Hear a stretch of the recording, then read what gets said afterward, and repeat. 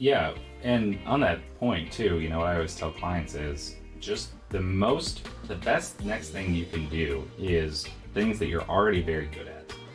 People say, "Oh, should I get into land investing? Should I get into, I'm doing single family, should I do multifamily?" It's like, No. you need to maximize your time ROI on what you're good at, and then from there, you're either going to have a really big war chest to go do whatever you want, or you're going to get the next opportunity and just kind of continue building, after, the 5 to 9 kind of mentality. 9 to 5, I do what I'm good at and build the war chest, and 5 to 9, I go do what I'm passionate about. So I have a small case of ADD.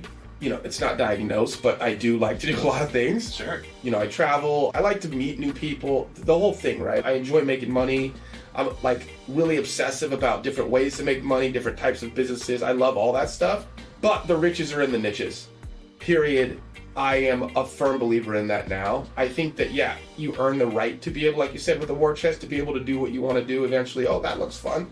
Let's go buy something over here, and maybe we'll go there once a year, and you never do, right? If you have that much money, cool, do that.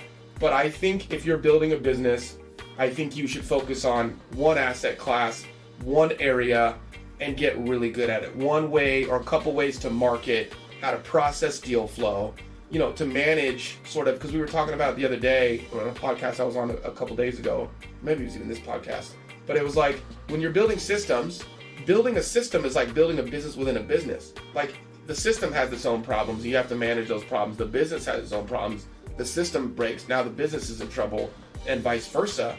I think doing all that, plus now trying to duplicate that in some other asset class where there's a whole new learning curve in a whole new area with a whole new set of laws, whole new, property management, tenants, etc., I think you can get in a bad spot quickly. So that's my sort of chasing the white rabbit on that. I am personally super niched in. I want to segue into that now with the ADUs. I'm super niched in here, specifically in San Diego. I have pressure tested this, and I want you to do it too, Billy. Just send me an invoice.